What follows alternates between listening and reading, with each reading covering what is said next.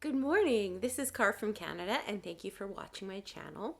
So today's a bit different. It's not Monday or Wednesday, Friday. So I have to say happy Bipolar Day. Today's Thursday.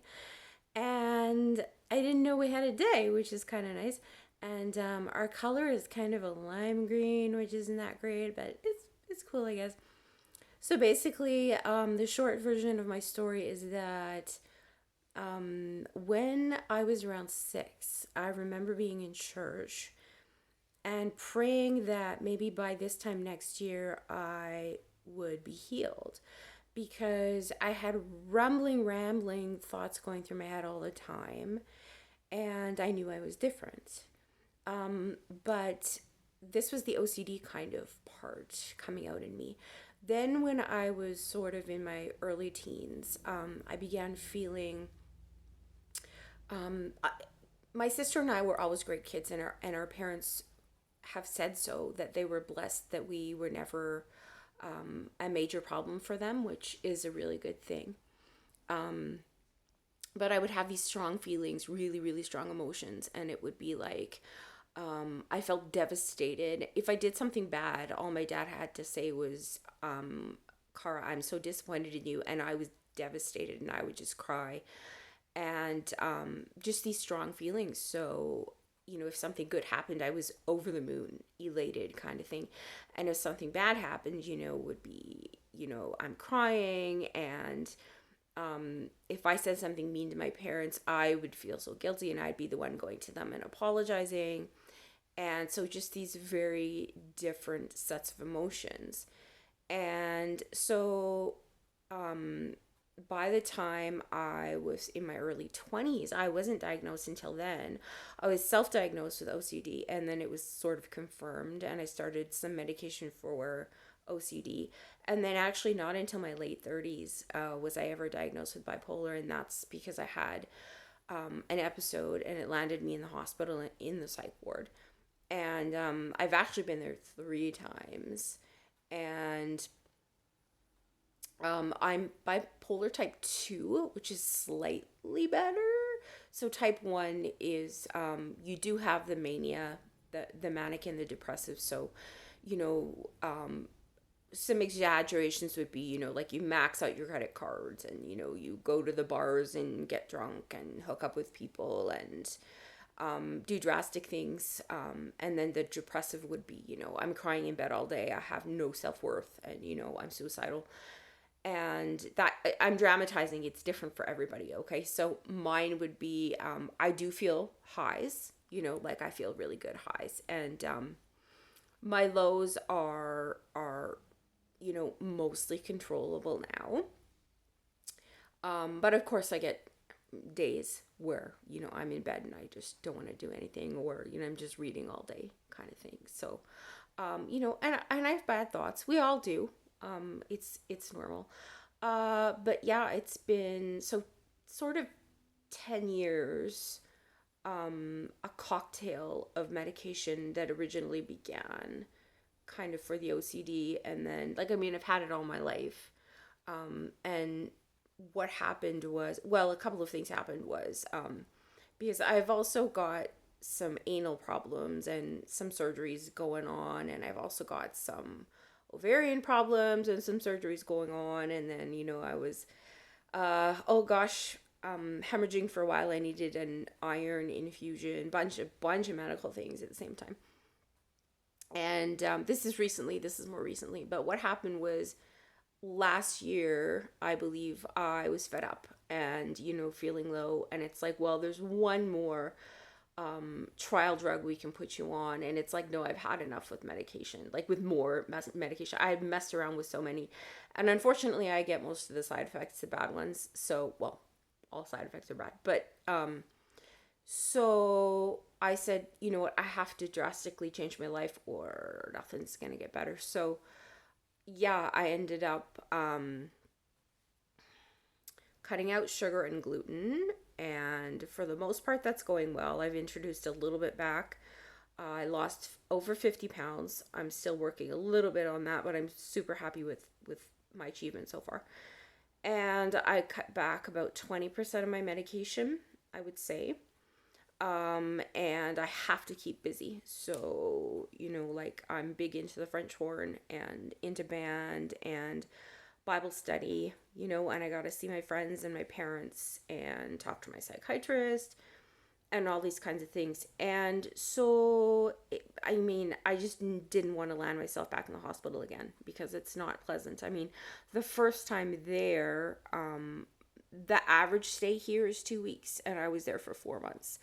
And that did largely have a part to do with that we were basically on reset from meds, like from scratch, and trying to figure out what was going to help with me.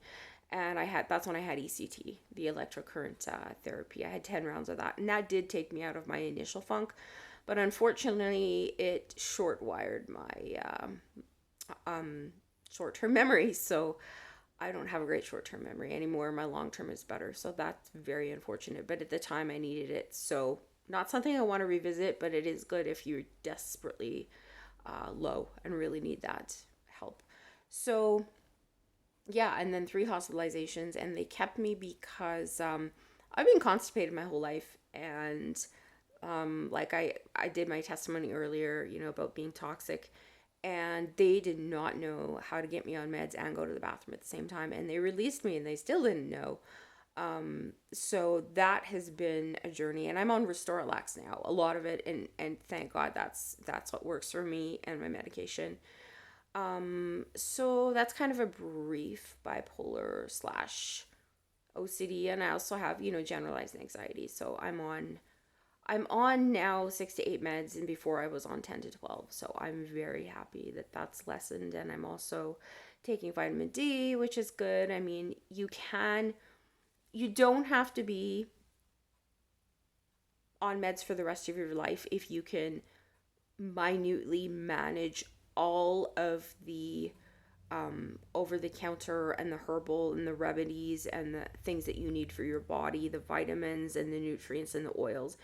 There is a way to live that way, but you have to be so careful. You can't miss anything, or anything could trigger a mood, and that's what we're trying to avoid. So I've got some personal grounding techniques if anybody's interested. So my first one is the sensory one that most people are aware of. So it's like name 1 to 5 things of sight, sound, touch, taste, smell. So I can do it right now. Something I see is my Kindle. So sight, taste. I still taste my toothpaste because I haven't had my coffee yet. Here I just heard a car drive by. I'm touching my phone, and for smell, I'm wearing my poppy perfume. So I think I did them all: sight, sound, touch, taste, smell. So yeah, so that's one grounding. Another one for me is reading. So if it's like I'm in any kind of a mood, I need to shut it down, just open a book and read. That's for me. Music is another one. So playing an instrument grounds me very much and gives me confidence and boosts my day. Bible study, totally. Open the word anywhere, find a verse, or, recite the ones out loud, draw it out, sketch it out, write it out, color it out. And brushing my hair. So if I'm really in a state, last night my husband was nice enough to brush my hair out for me because I find it soothing and relaxing, and it brings me down from a state. Because, yeah, I'm just dealing with some physical as well as mental health problems right now. So I'm just here to say happy Bipolar Day for all of those people out there who are struggling with mental illness, not just bipolar.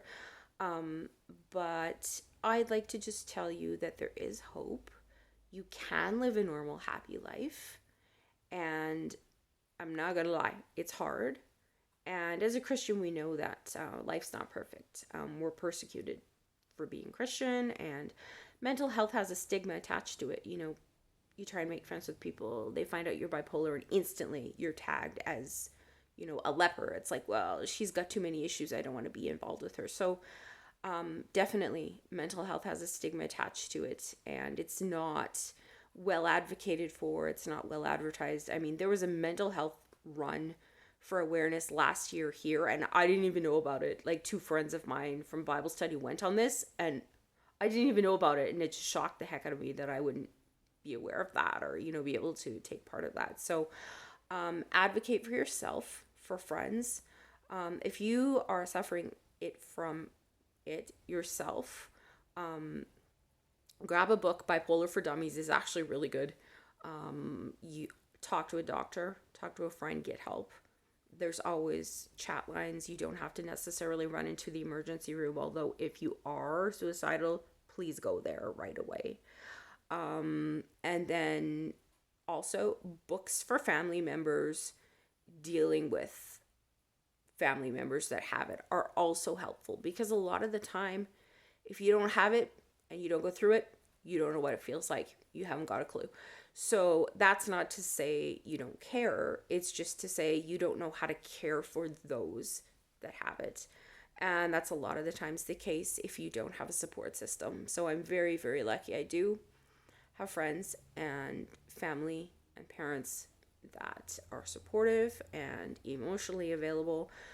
My sister is amazing. I talk to her once a week. I talk to my psychiatrist once a week. And it's just one of those things where everyone has something in life. There's no such thing as a perfect life. If you have a perfect life, you're lying to yourself. You can be happy. You can have great moments. You can have wonderful moments. You have great days, weeks, months, years. But nobody is perfect. There's going to be a downtime at some point. And hills and valleys. Listen to Taryn Wells, Hills and Valleys, because God loves you through the hills and the valleys, and you are not alone. The devil wants you to think that you are, but you're not. Just think of how many people out there, doesn't even have to be Christians, but I like to think how many millions of Christians are out there praying right now at the same time, and how many people with mental health issues are there out there now, right now, at the same time. There are many of us. So there is hope. You can live a normal, happy life. You need to reach out and remember that your own worst enemy sometimes is yourself. So get out of your head. Get into something good. That is my best advice. Get out of your own head. You can do this. Okay? If you are just picking up a book for the day, that's what you're doing. At least you're doing something. Anything. Have a shower. Eat something. Doesn't matter what you do. Okay? So, and I mean, if you're struggling, find some grounding techniques. Find some help. And I just want to let you know that you are not alone. So have a great day wherever you are, no matter what you're going through. You are a person of value. You are a precious son or daughter, a child of the King. You have a place in the kingdom where you are loved continually, effortlessly. The Lord has a place for you in his house. And never forget that, and never forget to let your light shine. God bless you.